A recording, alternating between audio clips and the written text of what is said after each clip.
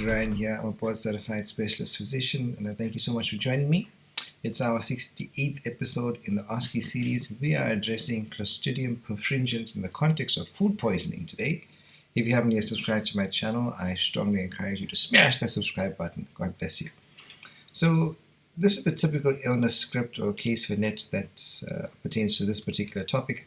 More than 6 hours after eating mashed potatoes with brown gravy, yummy, at an office party, several, not just one, but several workers developed profuse watery diarrhea, crampy abdominal pain, and notably there's no vomiting.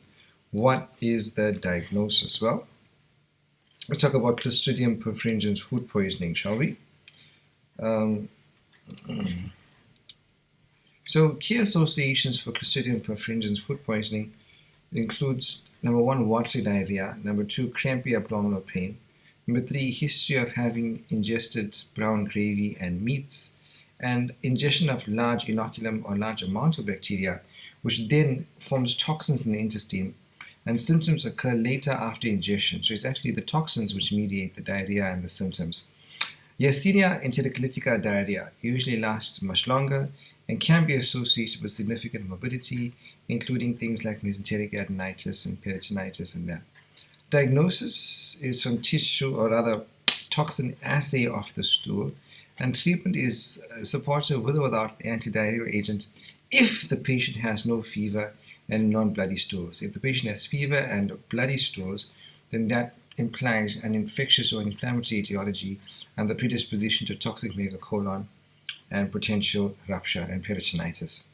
Okay, so here is a beautiful slide from Calgary, the Calgary Guide, breaking down the pathogenesis and clinical findings in gastroenteritis. So 70% is viral, 10 to 20% is bacterial, the other less than 10% are the protozoan infections. So of the viruses, we have rotavirus, norovirus, adeno, astro, enterovirus. Of the bacteria, we have things like Campylobacter jejuni, Salmonella, E. coli, Shigella, Yersinia, Vibrio. Some of them can cause dysentery as well. And of your, protozoan infections, Cryptosporidium, Giardia, Entamoeba, Basidiotica, Strongyloides. All of them cause pathogenic infiltration of the GI tract, right? Abdominal pain is a result of noxious stimuli and GI tract inflammation, together with stimulation of the visceral nerve afferent. Diarrhea results when there's increased GI fluid secretion coming from pathogenic toxins, which stimulate enteric chloride secretion and pathogenic interaction with the enteric nervous system.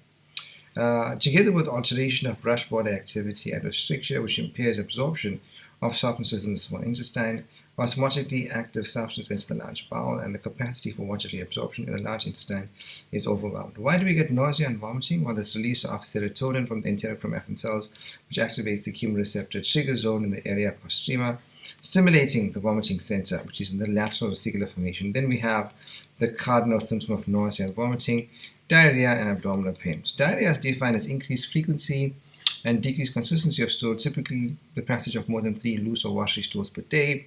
Exact mechanisms for each clinical finding are likely multifactorial, may vary depending on the specific pathogen involved.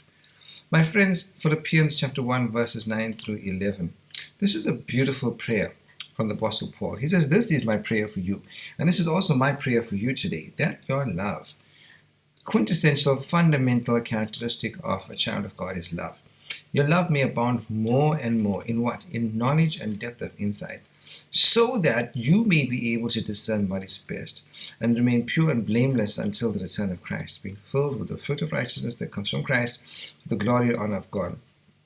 So we have a double hope. Our hope is that we will see Him, and when we see Him, we will be like Him. How are we like Him? When we remain in love and we have the discernment to know that which is true and that which is false, and keep ourselves pure and blameless until His return. And the evidence of all of this is that we will bear fruit of righteousness. I pray this upon your heart and life as we believe in the Lord Jesus. Here are my references. God bless. Have a lovely day.